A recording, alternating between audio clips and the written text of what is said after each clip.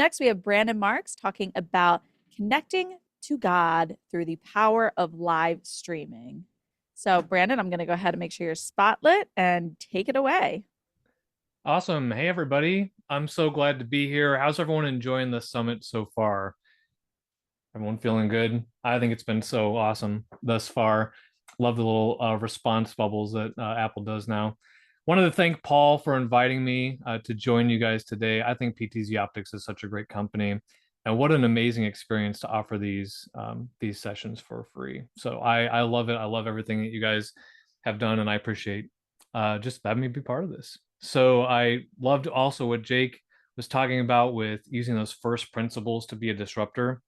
And I'm going to kind of piggyback on a little bit of that to talk to you about how you can transform your team. And that's by stewarding the atmosphere. And you might be asking, well, what does stewarding the atmosphere and mean? And we're going to learn. So this is for you if you're a tech person, if you're a pastor. The only thing that's really required for this is that you care about your church services and how it affects people. So I'm going to screen share presentation here, so everybody should be able to see that. There we go. And just to start, I'd love to share a little bit about myself since it might be the first time that I get to meet you. I started in production as a theater character, and you're never going to guess which one that was. It's actually Tinkerbell. It's a funny story, and it's really not as weird as it sounds. It was a specialized spotlight character, so I was not dressed up. That would be a little strange, but this was a cool spotlight, and I got to learn some of the ins and outs. I ran sound and lights at a local theater company at that point. And then for 5 years after that, I spent time at a hospital doing corporate video production. And that's where I fell in love with the tangible impact that video can have. It all started on an editing system. And I remember when I would put the music with the words that people were saying, I saw firsthand everything, the power of what that video can produce. So after that, I thought I wanted to take this to the next level. I went to Los Angeles and studied film at Biola University, and then I continued to work in commercial filmmaking. I volunteered at my church once I got to Texas, and I accidentally, over the course of about 10 to 14 years, became the director of video at Gateway Church. I was overseeing video teams and systems and the creative at 10 campuses. So I left in early 2024 last year to start my own company. And basically, what we do is training live video directors and helping churches create the best visual atmosphere. And as you can see in the picture on the top, my wife and I have created 5 mini humans, which has been the best part of those years. So really excited to get to know you as well. I want everyone to take out your phone and scan this QR code. It's going to ask a really simple question, and it's going to be, what is your role at your church? I would love to get to know who are you and who are we talking to, and that way we can just see, and we'll show on the poll result as well, who everyone is and what your role is at church, because there's a variety of people, right? There's technicians, pastors, worship leaders, and then people who are just here because they found a free link. So I'd love to hear a little bit about that. I'll pull up the results here. Results are coming in. Awesome. Lots of tech leaders. I'm going to pull up that QR code one more time just in case anyone didn't get a chance to see that. And then we'll go back to the results. There we go. Awesome. So tons of tech leaders, got a lot of volunteers as well. Worship leaders, love it. Technicians, that's great. So this is for you, what we're going to be talking about. I love to see it.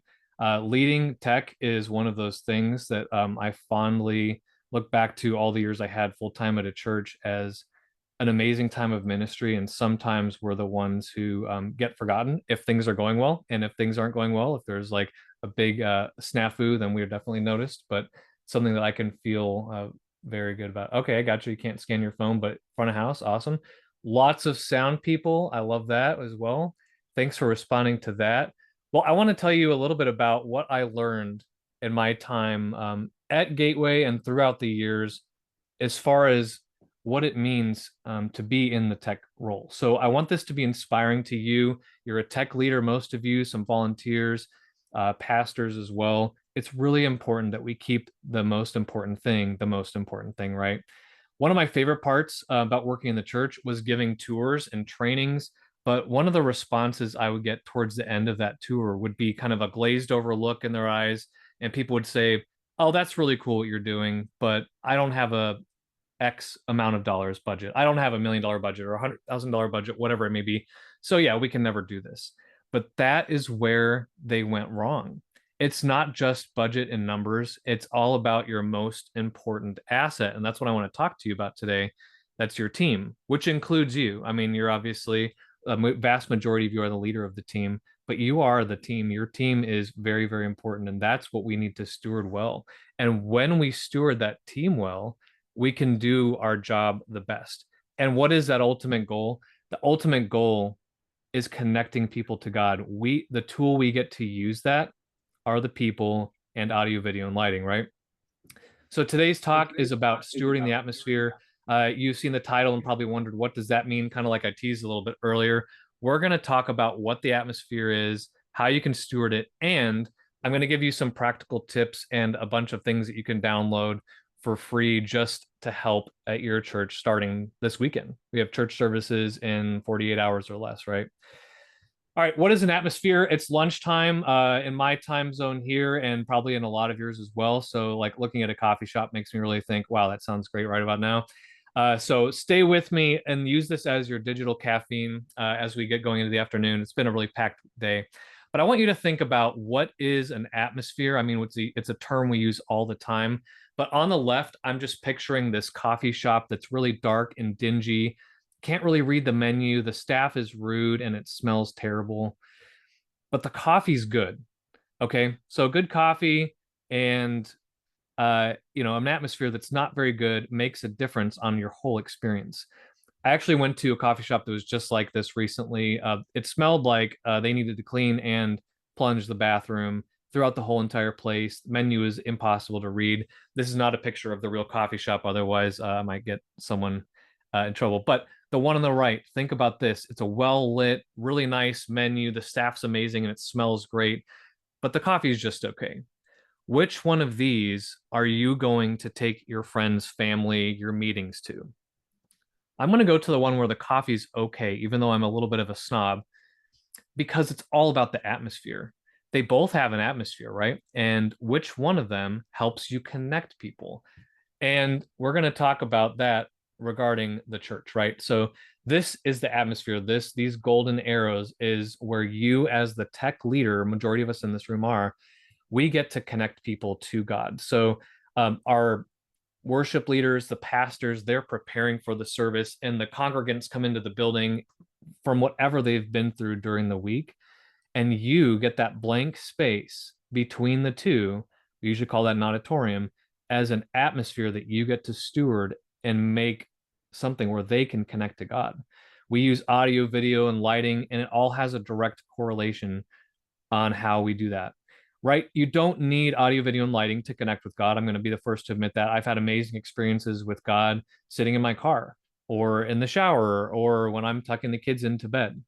But when you're at church, it's all about making that atmosphere the most easy to enter in for the congregation. That atmosphere we're talking about today is the space between the worship leader and pastor and the congregation. And that's the area that you get to steward. And my question for you is, how are you going to steward it? Again, we know the basics, the building blocks, audio, video, and lighting. But again, I want to go back to the most important thing, and Jake touched on this as well. Nothing of these three matter if you don't have a well-functioning team. So that's the first thing that we get to steward. The first thing we're getting to steward is the team. You want to have the right people in the right positions to know how to use the gear the fullest. And Jake used an example with this. He's saying some churches have too many, some churches have too little. It's all about structuring well. And one of the things I'd love to give away to you guys at the end of this is a job description list of every tech position in the realm of church and secular tech, just so you can see what's available. But really, what are the building blocks of what's right for your team? We're going to talk a little bit about that. So the team stewardship, when you're stewarding your team, there's three things that are really important that I've learned over the years, and that's spiritual, relational, and technical creative. Spiritual first. This is a really big deal. And as a tech leader, this is something that you need to really take seriously with your team. and that is remembering this, that your title may not be pastor, but you are pastoring people. You're pastoring them with the art of what they're doing. But also think about this: the volunteers that serve on your team, whether you have 2 volunteers on a weekend or 200, they are not attending church when they're serving, and neither are you, right? So we're not, we're part of it, we're in it. We used to have 6 services in a weekend, and my wife would say, well, what do you think of the sermon? I'm like, I don't really know what happened in the sermon, even though I directed it 6 times, right? So just because we're working, it doesn't mean we receive. And so as a pastor, without the title, we have that need to steward these folks that are on our team. There's a lot of introverts. I'm one of them. Lots of people with introversion mean there's lots of people with opportunities for ministry. So we're listening to sermons together, having a Bible study, having prayer time, to make sure that we steward people spiritually is really important. So I think it's really important that we take time out of our, rehearsal time, out of the prep time. If you have multiple services, the time in between, to make sure that we are in unity as a team, but also helping them spiritually, and also thinking about the fact that everyone needs somebody and something at all times, right? So it's really important to always just be aware of the needs of your team. And that brings me to relational team building activities are amazing. I think in the chat, I was just said introverts unite distantly. I totally get that. But also, we need to bring introverts out of the shell and have those relational times. So I think it's an amazing idea to have team building activities, whether that's like a quarterly celebration, like I say, like have fun, don't be so serious, and have party, like celebrate the wins. There should always be wins to celebrate at church and with what you do. So celebrate people, celebrate birthdays, celebrate things, so that you bring your relational aspects of your team together. And then also on the flip side of that is like having the honest conversations that can be really hard. I've had volunteers that we've worked with that I think you just know that someone is not going to be capable of serving in the place that they really want to serve, right? And so if they're not capable of it and you know it and it's just not working no matter how much you've tried, it does a disservice to the team. This is just an example. It does a disservice to the team to just keep things going as status quo when things are actually really rough and need to be worked on. People won't grow without that. So relational is all about the fun and the team building, but also having those hard conversations so that we can grow and they can grow. And lastly, I listed technical and creative. Yes, that is the job description, right? But I think it comes last, because nothing should come in the way of the spiritual and relational on your team. Now, that doesn't mean be completely unskilled and pray a lot. What that does mean is that when it comes to the importance of how you steward your team, spiritual and relational are the most important. With that, the goal is a distraction-free environment, right? That connects people to God. That's the atmosphere we're serving. And so having a training plan is super important. So what I want everyone to think about is how we can develop, if you don't have one, Jake talked about SOPs, like have a training plan. So we're avoiding the OTJT, on the job training plans, where everything that you're doing, you're learning on the job. And I did that. I learned on the job from the person who taught me to direct, and it worked out, but it was not super effective, right? So find ways to train people, have a plan, and that gives them something to aspire to. I remember we've had people who would volunteer as a camera op, and this guy was a camera op for 6 years. And he said, "When am I ever going to get a chance to direct?" It's like, well, I didn't know you were interested, for one, but for two, we didn't have a plan on how to get them there. So having a plan for everyone to succeed and lead up to something is awesome. And I see Michael saying that the team training, the last Saturday of every month. I love that. Recurring trainings, even for people that are already trained and want to learn something new or just continuing education, is really important.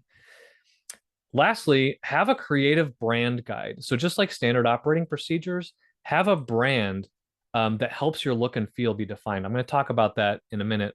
I want to do one more, well, 2 more polls. The first one here, what out of these 3 areas is your biggest area of struggle for you and your team? So if you can pull that phone back out or type it in the chat, but would love to see another poll based on where that biggest area of struggle, because I feel like there's going to be a pretty big commonality here out of spiritual, relational, and creative. So let me pull that poll up. Results are coming in. Technical, yep, yep, and that's pretty typical, especially in the church situation. But Not surprisingly, spiritual is there too, because I think it's a mix of personalities, and it's also a mix of like the orientation of like we are doing a job and we are service instead of we are ministry. You are truly part of the ministry. So I want this to help everyone feel normal when you see these poll results, right? I want you to feel normal and like you're not the you're not the only one, right? Thank you for responding to that. That's awesome. The second part of what we're going to talk about today is the service. So this is how we actually steward the service. And since this is a super short session, there's a variety of church types in the room, and so I'll keep it really generic. But let's do our last poll here. Which type of gear do you use on a regular basis? Sorry, I went a little quick on that last poll. This is I'm curious to know, in your church, out of the main audio, video, lighting, the type of gear that you have, what is the most common? You can select multiple on this one. So go ahead and take time to pull out your phone. I see you, Deacon Murray Jr. Sorry, it was a little too fast on that last one. So here's the question in the poll. You can scan this, and then the question is, what type of gear do you use on a regular basis? And it's basically it's multiple choice: audio, video, lighting. What's the biggest in your church? And looking at the poll results here, a lot of churches have cameras. That's great. I think if we had this talk pre-COVID, there would be very little cameras at use, but COVID really brought, I think, the best out of the visuals. So yes, lots of church have lots of cameras, sound system, lyrics, obviously. And then lighting, I think intelligent lighting rig is the lowest. And whoever voted, I don't have electricity, love you. That's hilarious. That might be a totally different problem, and I'm surprised you're on the Zoom.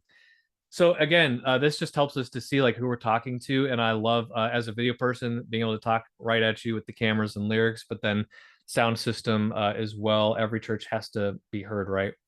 So love it, Joshua. I'll remember you. All right, so these are the areas, and we get to steward. Thank you for responding to that poll as well. These are the service elements that we get to steward, and the first one listed might not be what you were expecting. So, who has an amazing relationship with their tech team worship pastors and pastors? Like, who has the best relationship with all of them? Now, I imagine that it's not like everyone's, yes, it's me. I have the most amazing relationship with the pastors. I wish that were the case in most cases, but in my experience, that's often kind of a difficult place. And your role as a tech leader is really uh, to bridge the gap, to bring them together, the tech folks with the vision that the ministry has. And so one of the things that I want to give away to you guys at the end here is it's kind of a guide in relating to your worship pastor who has an event that they want to put on. Because a lot of times, worship leaders, pastors, they have this vision, and then the tools that you have to execute it, and they might not always connect. So that's a really big part of the communications and planning. And I love to hear when you have fortunate to have a great worship team working with you, Christelle. If I'm saying your name correctly, I think that's amazing. That is something amazing, and we can all learn from you and your team. The problem is when that doesn't exist, I've seen resentment build up. Resentment in terms of, oh, pastor so and so, they always want this, or they bring their sermon notes in too late, or any of those things. And that grumbling causes resentment. And in my opinion, resentment and bitterness are a cancer to your team because it spreads, right? It spreads, and it all just brings everyone down with them, from the staff members to volunteer. So it's really important, in addition to having that great relationship and really working on stewarding that, is to plan and rehearse. Rehearsal is an amazing time that I see so many teams um, just let go by the wayside. Oh, the worship band, they need to rehearse. So there'll be a sound guy there. But what about the rest of your team? A majority of you guys have cameras, and that means you might have a director, lyrics, all the things. Every element of your service should be rehearsed so that there's no glitches and snafus during the service. Because again, we're all going back to having that atmosphere that we're stewarding. That's a distraction-free atmosphere. Don't disengage with your rehearsal. If the worship team isn't taking it seriously, or If you're not, it's something to really consider and to talk about. With audio, Jake covered a lot of this, so I'll be really brief. The basics is you're bringing clarity to the sound and creating a physical energy. That's obviously what you're doing. But with your mix, think about like the fact that you're creating an immersive auditory experience with your mix. That's a whole load of words, but what that means is that it's beyond just loudness. It's about the textures and the emotional dynamics in music. You are bringing that out, whether it's just an organ or if you have a full band. Remember that that job is super critical. The sound engineer directly affects people's abilities with the music, especially to tap into what they're experiencing.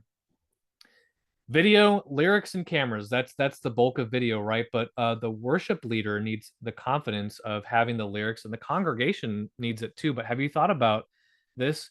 Multimodal learning is really important, and that's when you learn through various sensory inputs. Like when you're in school and you were taught uh, to write down the notes and to read and to listen to the instructor.